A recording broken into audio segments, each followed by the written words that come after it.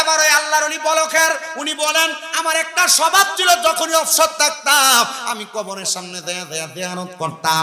এবার আমি বলক রাজ্য থেকে একদিন গেলাম রোম দেশের মধ্যে।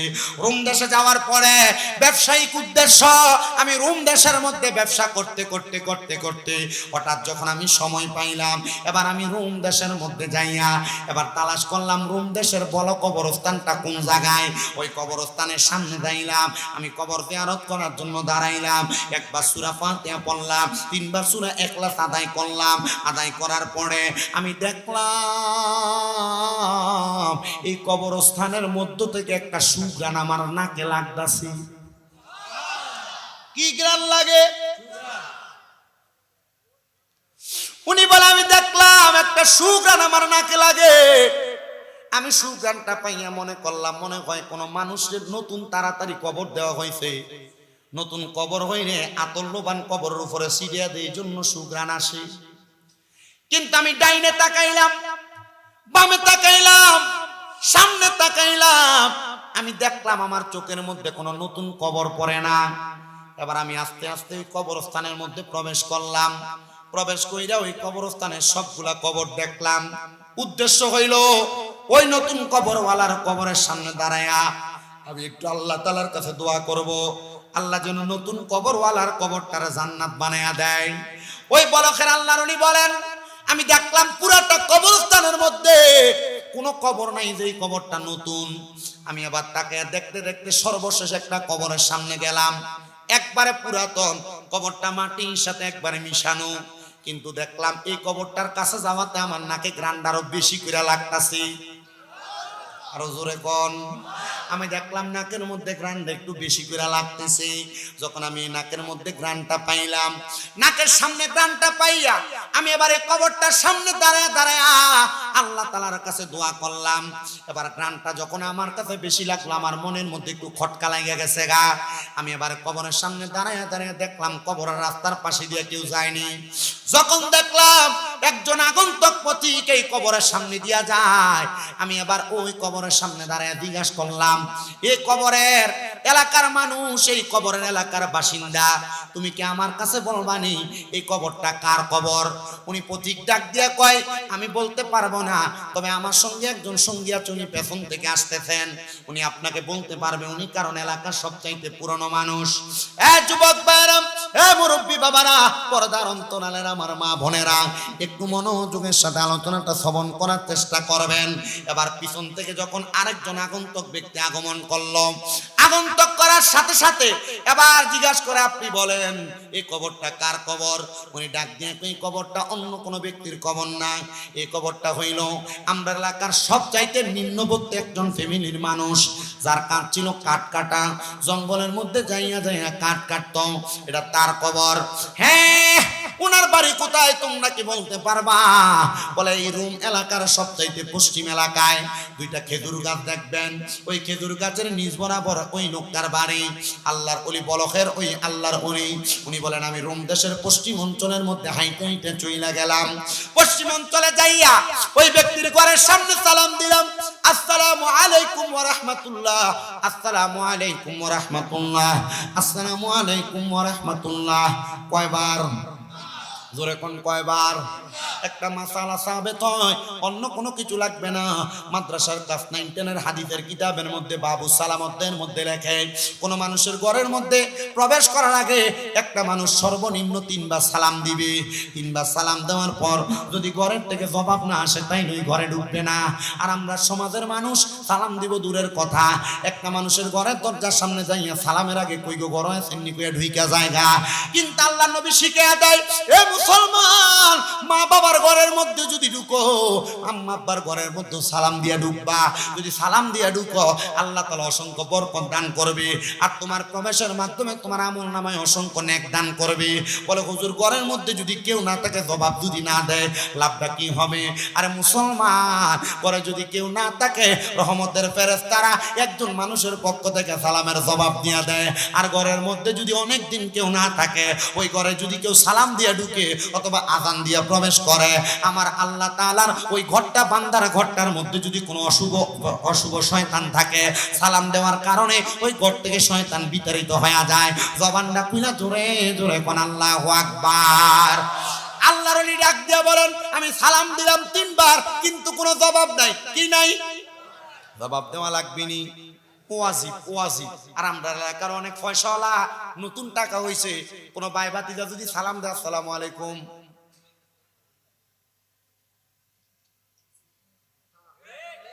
আপনি কিটা কইছেন?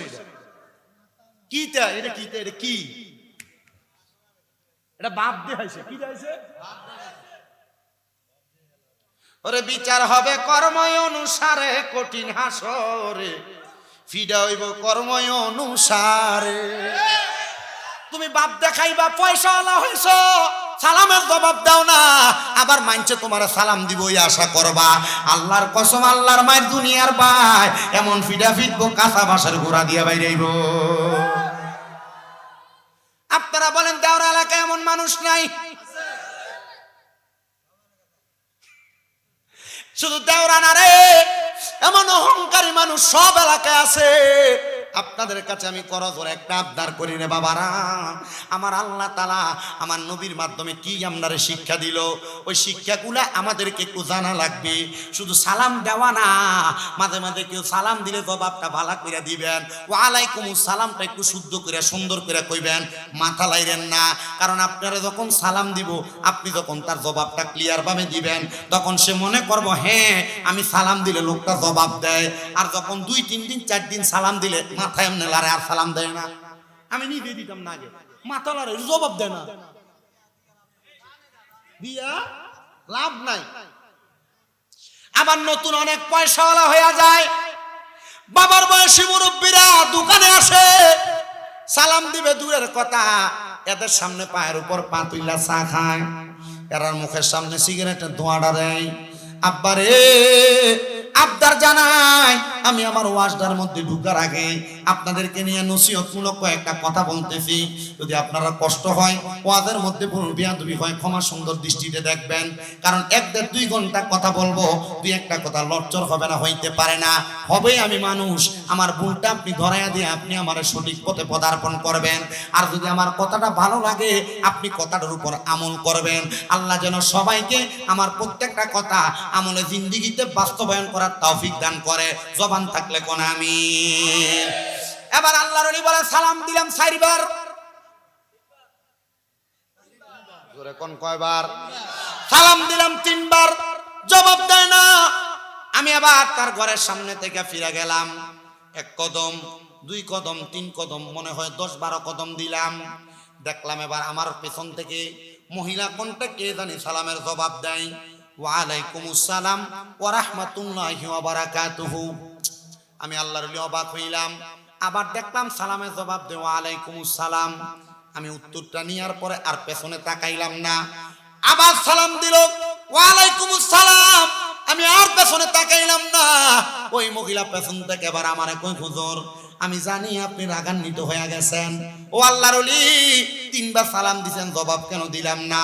এই জন্য আপনি আমার সালামের জবাব পাওয়ার পর আর দাঁড়াচ্ছেন না। হুজুর গো, আপনি যখন আমার সালাম দিছেন আমি নামাজরত অবস্থায় ছিলাম, আপনার নামাজ সালামের জবাবটা দিতে পারি নাই। হুজুর কয় বালা মহিলারা তুই এবার ধরা।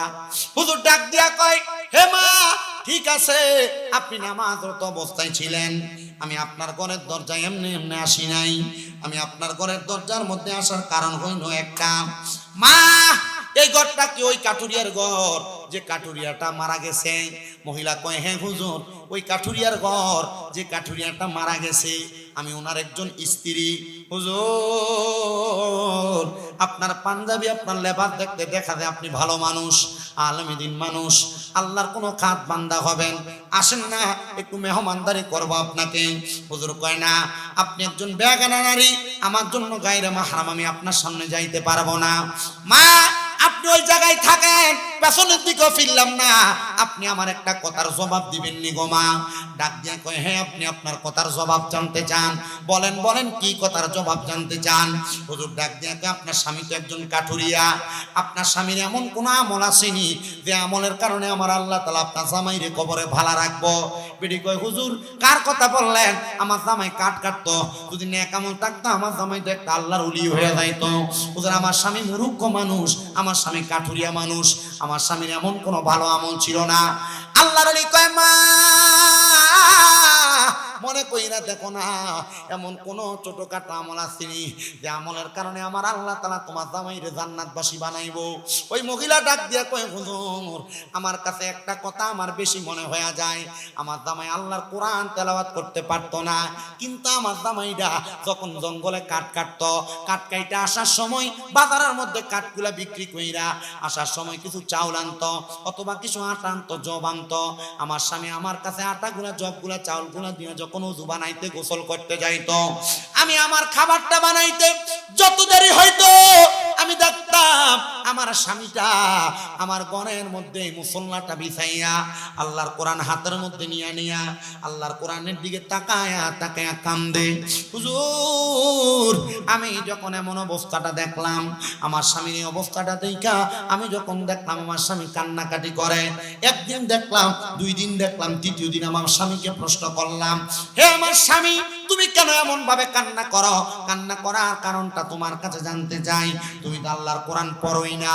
উনি ডাক দিয়ে কই, হুজুর আমার স্বামীকে যখন বললাম তুমি তো আল্লাহর কোরআন পড়োই না, দেখলাম আমার স্বামীটা চোখের পানিগুলা টপ টপ করে ছাইরা দিছে, আমার স্বামী কান্না করতেছে।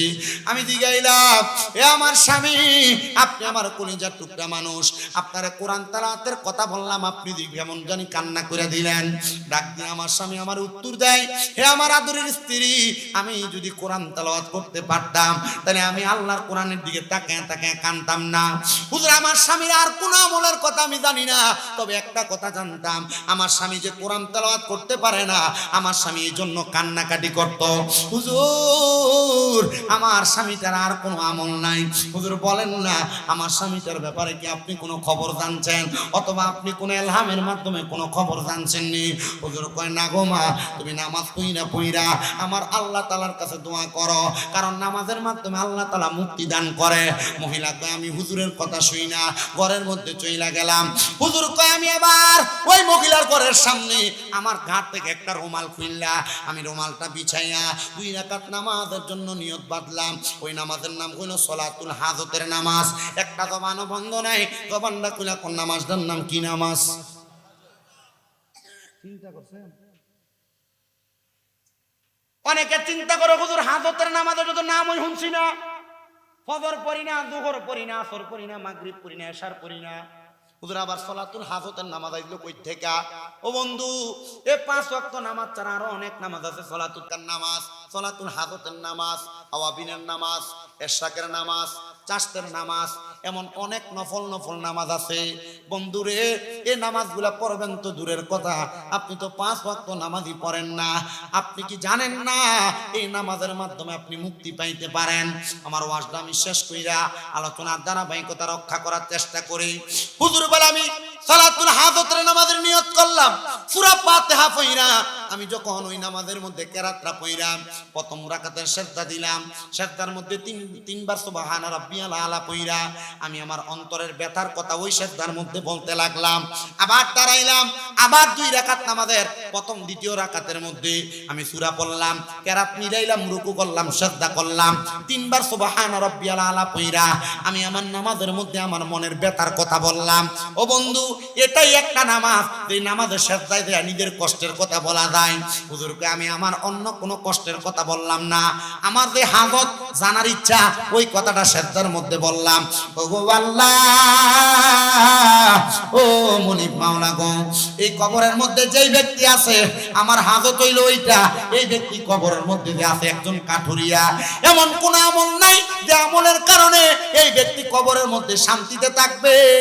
আল্লাহ বলো না এই ব্যক্তির কবর থেকে কেন এত সুঘ্রাণ আসতেছে? আমার আল্লাহ তাআলা আল্লাহর পক্ষ থেকে ওই নামাজের সেজদার মধ্যে আওয়াজ আসছে, এ বান্দা, এই বান্দা যে আল্লাহর কোরআনের দিকে ছাইয়া ছাইয়া চোখের পানি ফালায়া ফালায়া কোরআন পড়তে পারে না, বুইলা বুইলা আফসোস করে কাঁদছে, আমার আল্লাহ তাআলা এই ব্যক্তির কবর থেকে এই জন্য একটা সুগ্রাম জারি করে দিছে, মানুষ যেন এই ব্যক্তিকে দেখা দেখা শিখতে পারে। এবার আল্লাহর ওলি কয়, হে রোম এলাকাবাসী শোনো, আল্লাহর কোরআন না পইরা কোরআনের দিকে তাকায় তাকায় কাইন্দা কাইন্দা এই ব্যক্তির কবর থেকে এত সুন্দর সুগ্রাম আসতেছে। তোমরা যারা কোরআন পড়তে পারো না পড়ার চেষ্টা করো, আর যারা পড়তে পারো না এই কোরআনের দিকে তোমরা তাকায় থাকো। এবার আপনারা বলেন, আমরা যারা পড়তে পারি না, না পড়তে পাইরা আল্লাহর কোরআন শিখার চেষ্টা কইরা যদি আমরা মরণের আগ পর্যন্ত কোরআনের দিকে তাকায় তাকায় থাকি, কোরআনরে মোহাব্বত করি, কোরআনরে ভালোবাসি, আমার আল্লাহ চাইলে আমরা কবরের আযাব মরার পরে মাফ করতে পারে কি পারে না?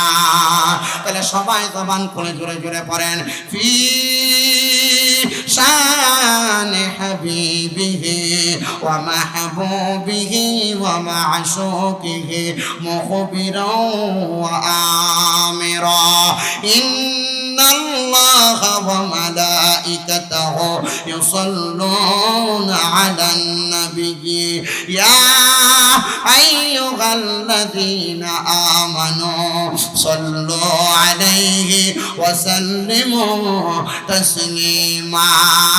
আল্লাহুম্মা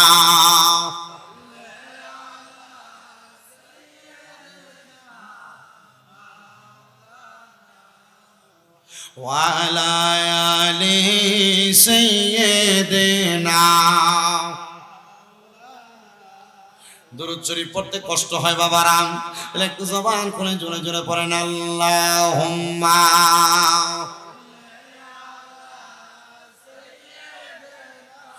মাওলানা মুহাম্মদ ওয়া আলা আলি সাইয়্যিদিনা। ওরে 3.5 হাত গর্তে ফেলে কেমন করে আইলা চলে, তোমার বাড়ি আইতে দেরি হইলে যে মা ঘুমাইতো না,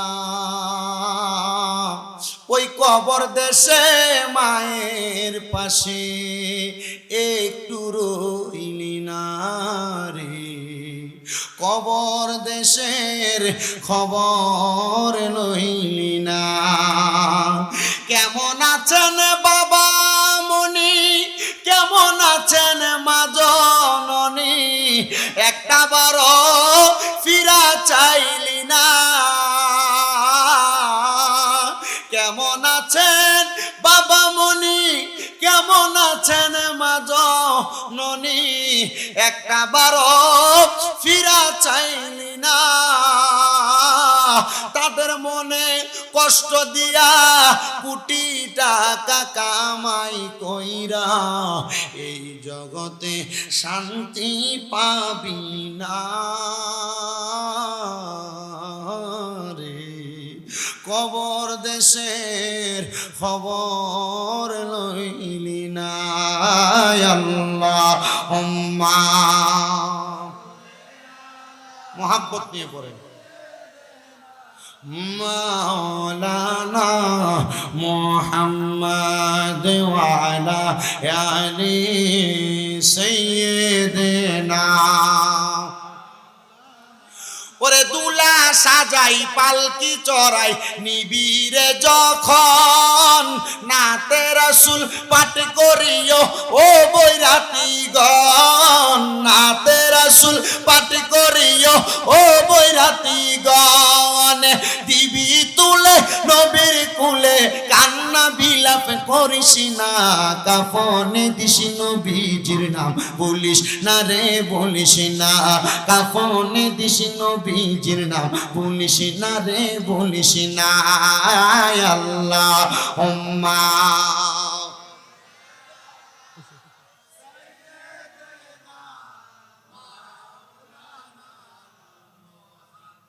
ওয়া আলা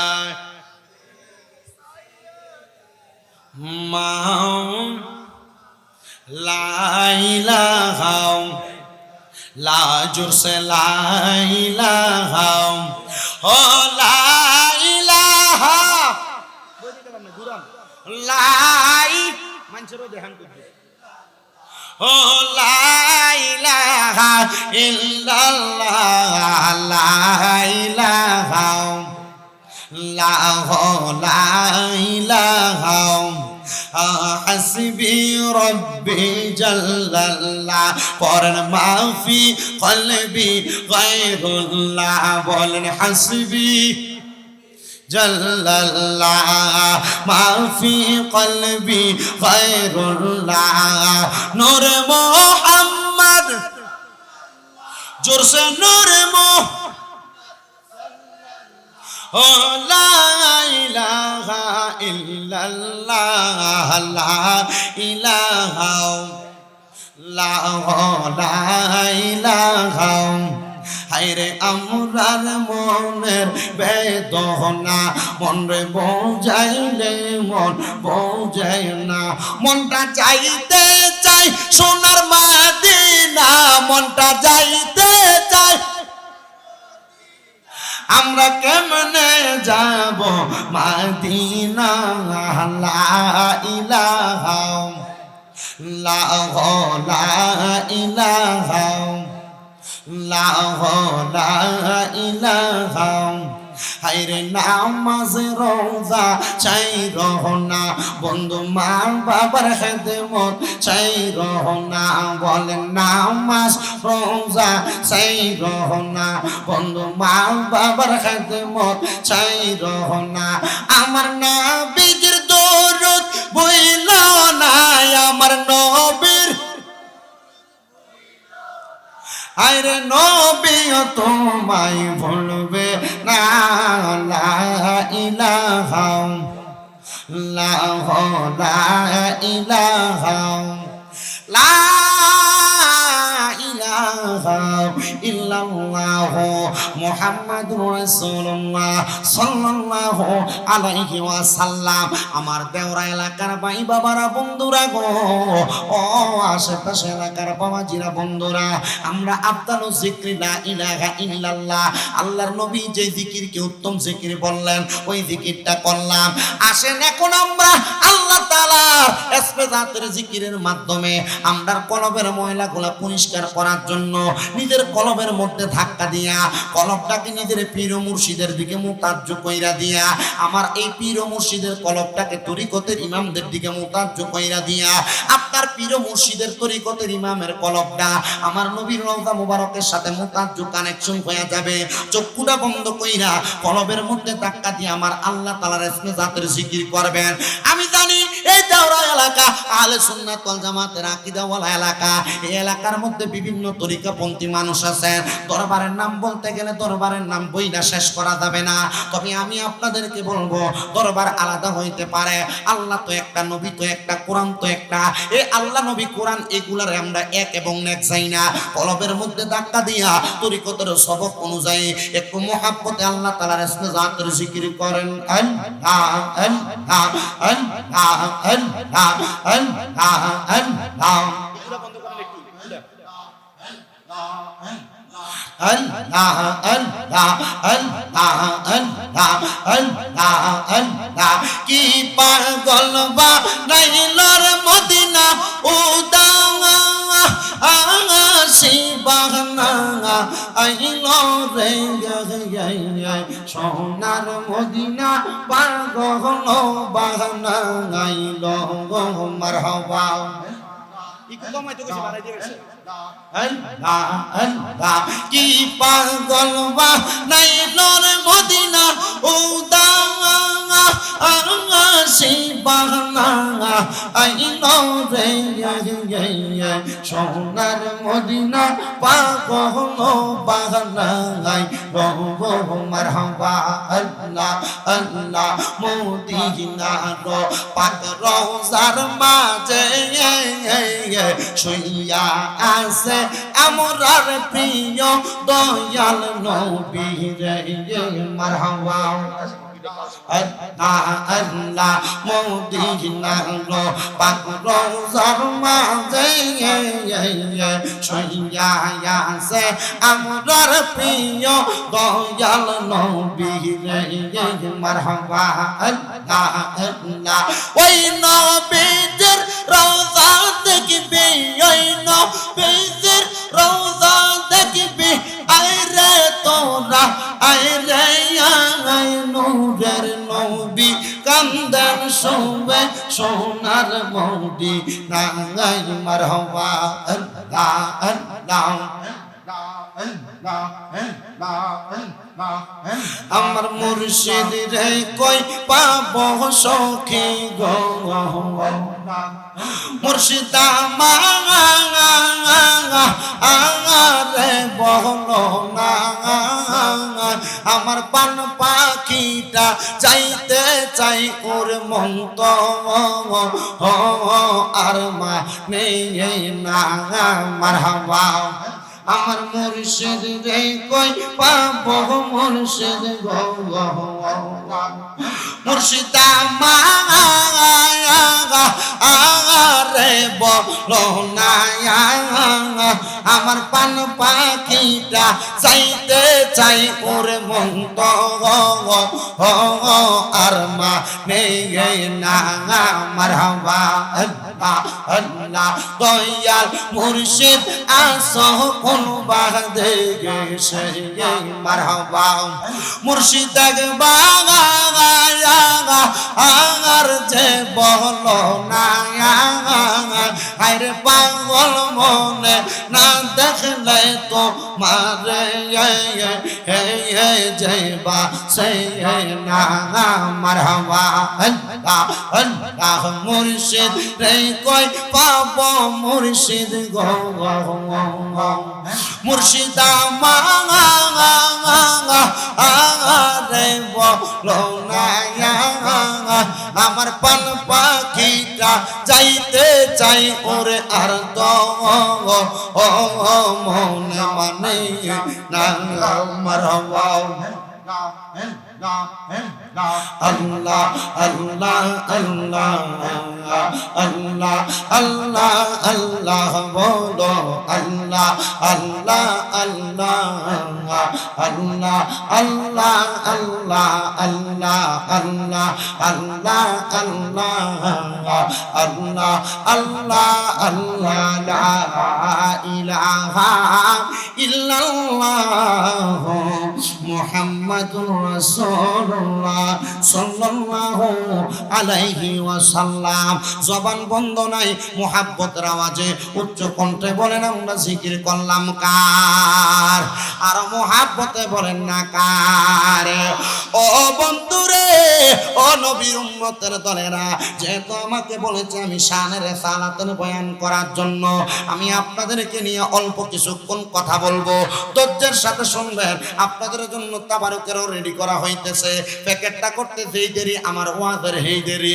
শুধু আপনারা ধৈর্য কইরে একটু মনোযোগ নিয়ে বসবেন আল্লাহর নবী রাহমাতুল লিল আলামিন নবী এখনো পর্যন্ত দুনিয়াতে আসেন নাই আমার নবীজির আম্মা আব্বার এখনো বিবাহ হয় নাই আমার নবীজির আম্মা আব্বার বিবাহের আগে আমার আল্লাহ তাআলা আমার নবীজির দাদা হযরতে আব্দুল মুত্তালিব রাদিয়াল্লাহু আব্দুল মুত্তালিবকে একটা স্বপ্ন দেখাইলো এ আব্দুল মুত্তালিব গো আপনি তো নবীজির দাদা হইবেন মানে আখির জামানার পয়গম্বর মুহাম্মদুর রাসূলুল্লাহ সাল্লাল্লাহু আলাইহি ওয়াসাল্লাম আপনার বংশের মধ্যে আগমন করবে আপনি কি আমার আল্লাহ তাআলার শুকরিয়া আদায় করবেন হযরতে আব্দুল মুত্তালিব কয় আমি সব সময় হাতিমে কাবার মধ্যে 2 রাকাত করে নামাজ পড়তাম যেহেতু আমার বংশের মধ্যে আখিরি নবীর আগমন হইব আমি আবার আব্দুল মুত্তালিব যখন আমার হাতিমে কাবার সাথে একদিন হেলান দিয়ে ঘুমায়া রইলাম এমন টাইমে আমার সন্তান হযরতে আব্দুল্লাহ মানে নবীর আব্বা জান নবীজির দাদার কাছে এসে ডাক দিয়ে কয় আব্বা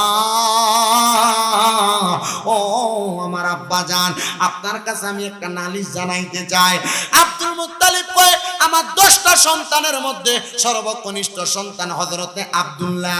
কিন্তু এই আব্দুল্লাহ যখন আমার কাছে একটা বিচার দিতে আসলো, আমি আব্বা জানের মনটা কেমন জানি আনচান আনচান করতে লাগলো। আমি বললাম, ও আব্দুল্লাহ, তুমি আমি আব্বা জানের কাছে কি বিচার দিবা?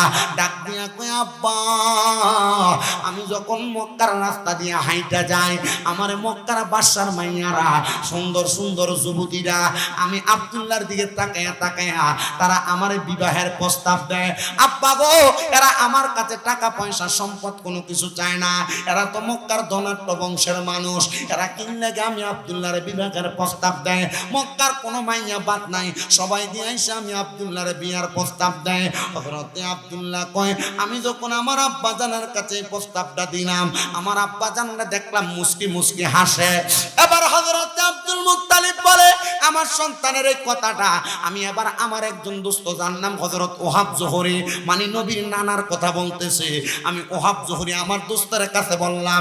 আব্দুল মুত্তালিব কয়, আমি যখন আমার দোস্তের কাছে বললাম, আমার দোস্ত আমার কাছে একটু ভয় ভয় মনে কইরা আমার একটা ডাক দিয়া কয়, গো দোস্ত, আমার ঘরের মধ্যে একটা কন্যা আছে, আপনি তো জানেন ওনার নাম আমেনা, আপনি চাইলে আমার কন্যাটারে আপনার ছেলে আব্দুল্লাহর সাথে বিবাহ দিতে পারে। আবার ওহাব জোহরি নবীর নানা ডাক দিয়া কয়, শোনো গো, যেহেতু তুমি প্রস্তাবটা রাখলাম তোমার কাছে, তুমি যদি রাজি হও আমি বিবাহের ইন্তজাম করব। আব্দুল মুত্তালিব কয়, নবীর আব্বা জান হযরতে আব্দুল্লাহর বিচার আমি বারবার পাইতে পাইতে আজকে আমি মনে মনে সিদ্ধান্ত নিলাম, এবার হযরতে খাজা আব্দুল্লাহর বিবাহ হবে হযরতে ওহাব জোহরির মাইয়া হযরতে আমেনার সাথে। পরে কন্যা মারহাবা, আরো জোরে কন্যা মারহাবা। বন্ধুরে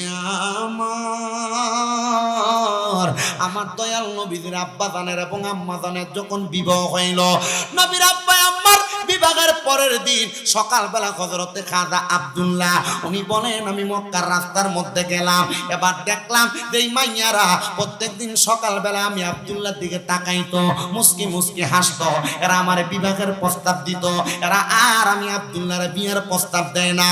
আমি আব্দুল্লাহ এবার তাদের বিবাহের প্রস্তাব না পাইয়া আমি আবার আমার আব্বা জানের কাছে গেলাম। ও গো আব্বা আব্দুল মুত্তালিব, আপনার কাছে আমার আবদার, আমি যেই মাইয়াগুলার ডিস্টার্ব জ্বালা যন্ত্রণায় আপনার কাছে বিবাহের কথা বললাম, আমার তো এখন আর ওই মাইয়াগুলা ডিস্টার্ব করে না, এরা তো আর আমার কাছে তাকায় না।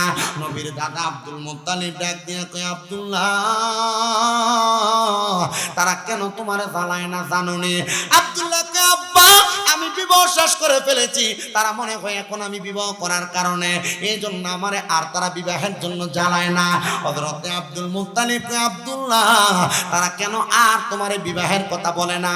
আমি আব্দুল মুত্তালিব রে না জিগাইয়া তুমি একবার যায় তারার কাছে জিগাও না। হযরতে আব্দুল্লাহ ডাক দিয়া কয়, আমি আবার রাস্তার মধ্যে যাইয়া বাদশার মাইয়ারা যখন আমার সামনে দিয়া ফিরা যায়, আমি তাদের কাছে প্রশ্ন করলাম, তোমরা কেন আমারে আর বিবাহের কথা বলো না? তারা ডাক দিয়া কয়, ও আব্দুল্লাহ, আমরা তো তোমার বিবাহ করতে চাই নাই, আমরা চাইছি তোমার কপালের মধ্যে পেশানির মধ্যে একটা নূরে মুহাম্মদী ছিল, ওই নূরে মুহাম্মদীটার মা হওয়ার জন্য। ও আব্দুল্লাহ, আমরা এখন দেখতেছি তোমার কপালের মধ্যে আর নূরে মুহাম্মদী নাই। হযরতে আব্দুল্লাহ নিজে বর্ণনা করে, আল বেদায়া ওয়ান নিহায়া 14 খণ্ডের একটা কিতাব, ইসলামিক ফাউন্ডেশন কর্তৃক ছাপানো, ওই কিতাবের মধ্যে লিখতেছে, নবীর আব্বা আব্দুল্লাহ যখন বাজারের মধ্যে যাইতো গো, বাজার থেকে আসার সময় রাত্রবেলা, এখন না মানুষের বাড়ির সামনে লাইট দিয়ে রাখছে, আগে কোনো লাইট ছিল না, হারিকেন নিয়ে মশাল নিয়ে বাজার থেকে বাড়িতে আসতো। হযরতে আব্দুল্লাহ কয়, আমি যখন বাজার থেকে আসতাম, আমার পেছনে পেছনে দলে দলে মানুষ আমার বাড়ির সামনে পর্যন্ত আইতো, এদেরকে জিজ্ঞাইতাম, তোমরা কেন প্রত্যেকদিন আমার সামনে সামনে যাও? এরা উত্তর দিত, নবীর বাবা আব্দুল্লাহ, আপনার কপালের মধ্যে নূরে মুহাম্মদীর আলো দিয়া আমরা আমাদের অন্ধকার রাস্তা দেখতাম। জোরে কোন সুবহানাল্লাহ। ও নবীর উম্মতের দল, নবীর প্রেমিকের দলের আশিক রাসূল ভাই বাবারা, এবার নবীর আব্বা জান কয়, আচ্ছা বুঝতে পারছি, এখন আমার নূরে মুহাম্মদীটা কোথায়? তাকায় দেখো নূরে মুহাম্মদীটা আগের রাতে বাসর ঘরের মধ্যে নবীর আব্বা জান হযরতে খাজা আব্দুল্লাহ নবীর আম্মা জান মা আমেনার কপাল মোবারকের মধ্যে চুম্বন করার কারণে মা আমেনা বাবা আব্দুল্লাহর পেশানিতে চুম্বন করার কারণে নবীজির নূর মুবারকটা এবার মা আমেনার রেহেমের মধ্যে চইলা গেছে। নবীর মা জননী ডাক দিয়া কয়, জগতের মানুষ, ও জগতের মানুষ রে, আমার যখন বিবাহ হইল এর 6 মাসের মাথায়, 4 মাসের মাথায় আমার স্বামী আব্দুল্লাহ দুনিয়া থেকে ইন্তেকাল করলেন। ইন্তেকাল করার একদিন গেল, 1 সপ্তাহ গেল, 1 মাস গেল, 2 মাসের মাথায় আমি দেখলাম আমার যেই ঘরটা আছে ওই ঘরটার মধ্যে কে জানি এসে সালাম দেয়ার আওয়াজ দেয়, আসসালামু আলাইকুম ওয়া রাহমাতুল্লাহ। এই সালাম দিয়া আমার সালাম দেয়, আসসালাতু আসসালামু আলাইকা ইয়া নাবিয়াল উম্মি। নবীর মা মেরা ডাক দিয়া কই, ও জগৎবাসী, আমি ঘরের দরজাটা খুললাম, কিন্তু দেখলাম আমার ঘরের দরজার সামনে কোনো কিছু দেখা যায় না। কিন্তু আমি ঘরের দরজা থেকে মাথা বাইর করে দেখলাম কে জানি আমার ঘরের সামনে দাঁড়ায় রইছে, ওনার পাওটা জমিনের মধ্যে। আমি দেখলাম তার মাথাটা মনে হয় আসমানের দিকে লাগা লাগা। এত লম্বা মানুষ আমি আমার জীবনে আর কোনোদিন দেখি নাই। কে কয়? নবী মা, জোরে কয় না, কে কয়? নবীর মা। আমি আর কোনোদিন এমন মানুষ দেখি নাই। আমি জিগাইলাম কে গো?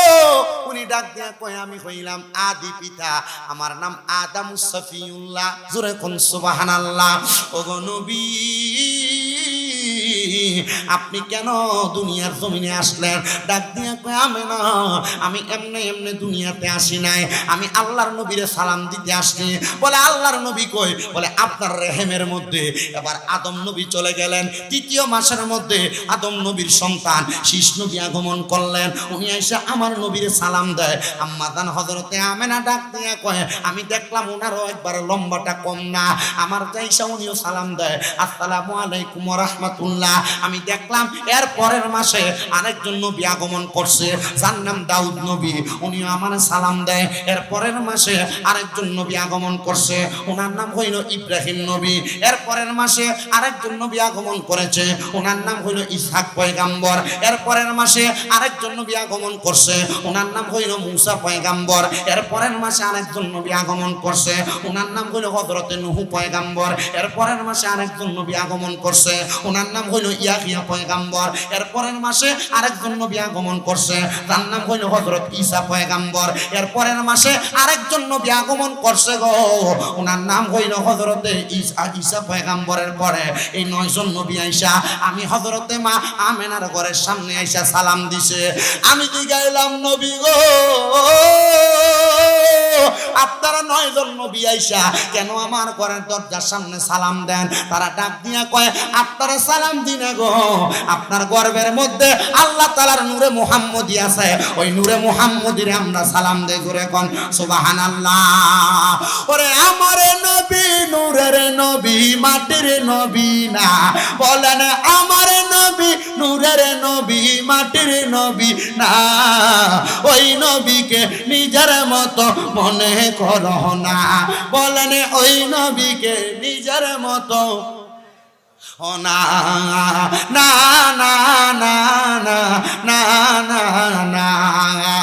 আমার নবী নূরের নবী, মাটির নবী না, বলেন আমার নবী নূরের নবী, মাটির নবী না, ওই নবীকে নিজের মতো মনে করো না, বলেন ওই